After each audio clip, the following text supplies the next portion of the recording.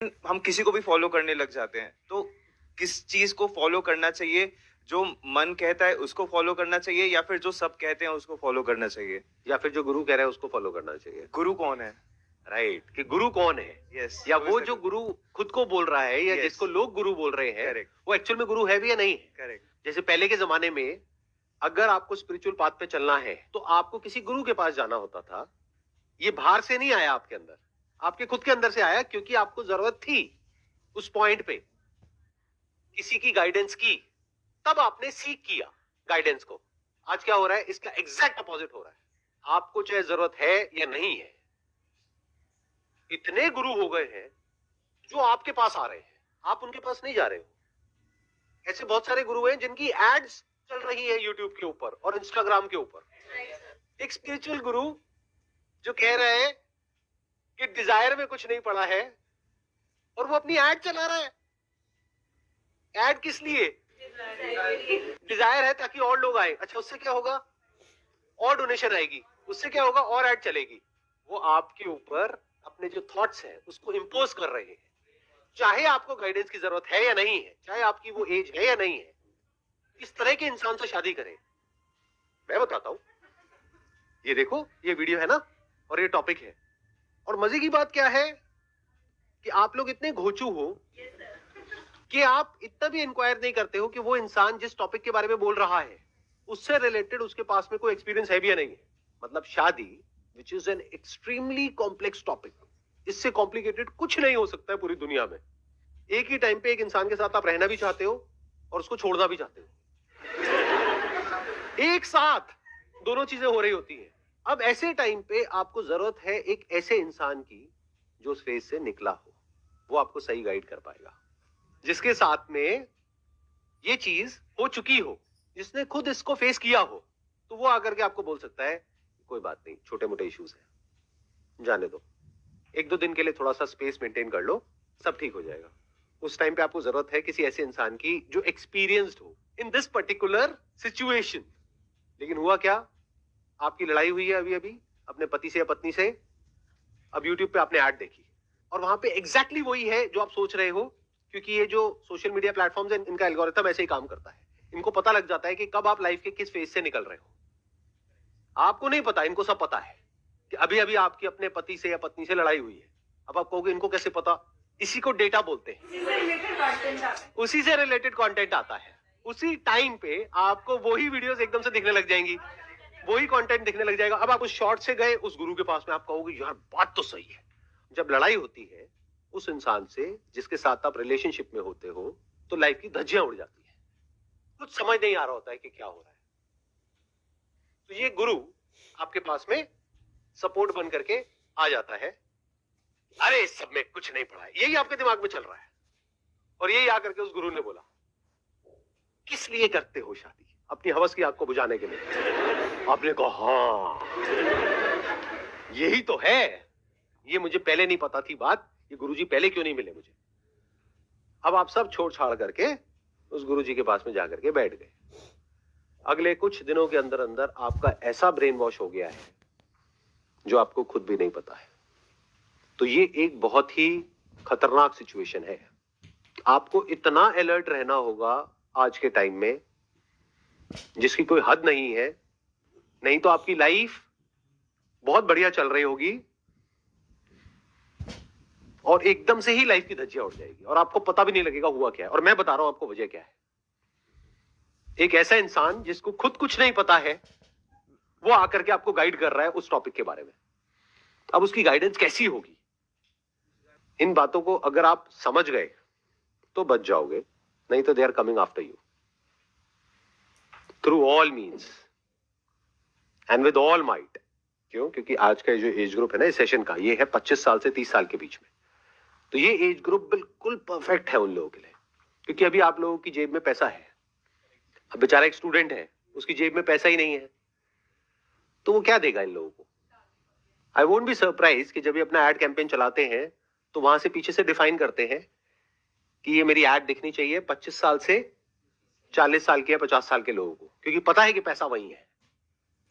तो ये जो बात मैं कर रहा हूं, it is like need of the hour, specially topics related to relationship, marriage, इसके बारे में अगर कोई बात कर रहा है, it's a big red flag.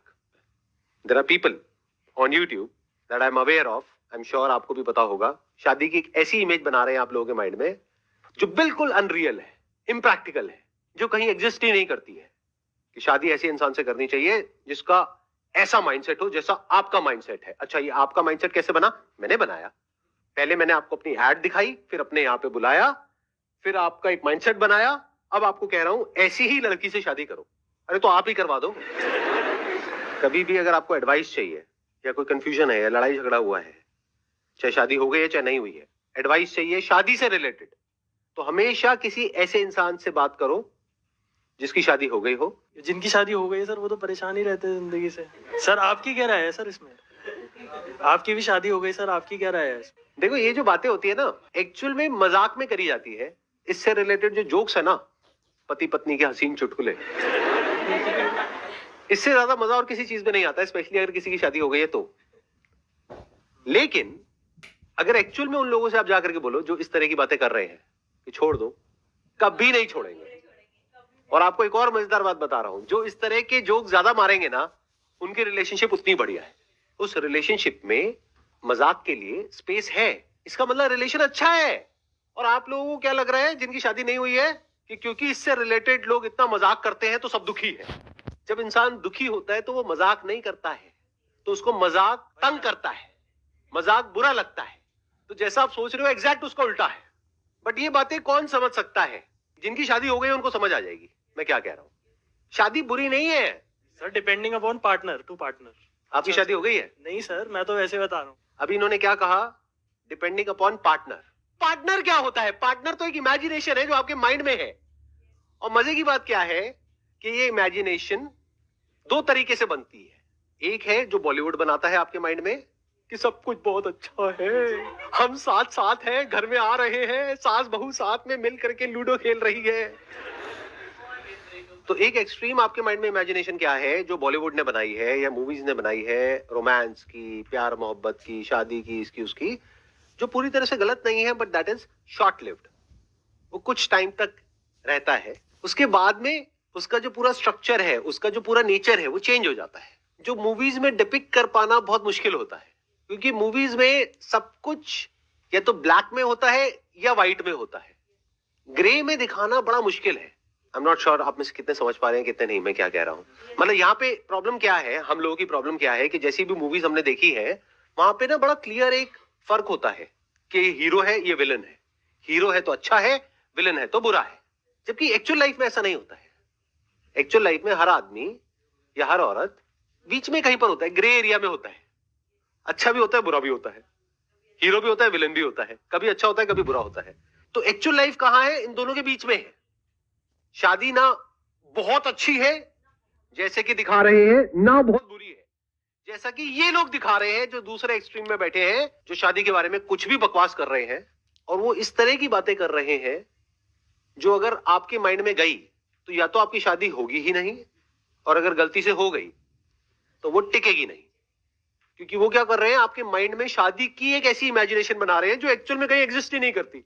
वो इमेजिनेशन का है उनके खुद के माइंड में है कि शादी और रिलेशनशिप, इस सब में कुछ नहीं पड़ा है जब तक कि आप ये नहीं कर लेते जो मैं कह रहा हूं. खुद को नहीं समझ लेते. What do you mean by that? खुद को नहीं जान लेते. उसके बाद किसी ऐसे को ढूंढो जिसके अंदर या तो ये डिजायर हो, जो खुद को जानना चाहती हो, या खुद को जान चुकी हो, उससे शादी करो. बिल्कुल बकवास.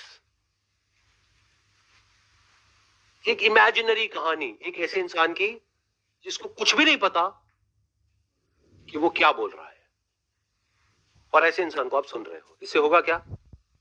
आपकी पूरी लाइफ की धज्जियां उड़ जाएगी. तो आपको करना क्या चाहिए?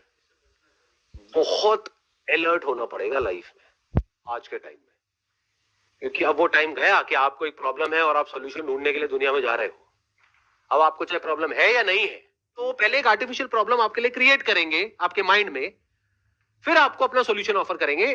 और उस सॉल्यूशन को एक बार आपने एक्सेप्ट कर लिया तो उससे बड़ी कोई प्रॉब्लम ही नहीं है लाइफ में जिसका कोई सॉल्यूशन नहीं है. जैसे मेडिकल फील्ड में बोलते हैं कि वहम का कोई इलाज नहीं है, कोई दवाई नहीं है. किसी को वहम हो गया है कि मेरे को ये वाली बीमारी है, डॉक्टर कह रहा है नहीं है, नहीं है जी, मुझे तो है. सो करना क्या है कि कभी भी आज के टाइम में किसी एक इंसान को फॉलो मत करो। वो इंसान चाहे कोई भी हो, चाहे मैं हूं, चाहे कोई भी है। अपनी लाइफ की अलग अलग प्रॉब्लम्स को आइडेंटिफाई करो डिपेंडिंग अपॉन कि अभी आपकी लाइफ की क्या स्टेज है। उसके अकॉर्डिंग उस टाइम पे देखो कि किस इंसान के पास में उस प्रॉब्लम का सॉल्यूशन है। उस पर्टिकुलर प्रॉब्लम के सॉल्यूशन के लिए उस इंसान के पास में जाओ, सॉल्यूशन निकालो, उसके बाद में टाटा बाय बाय।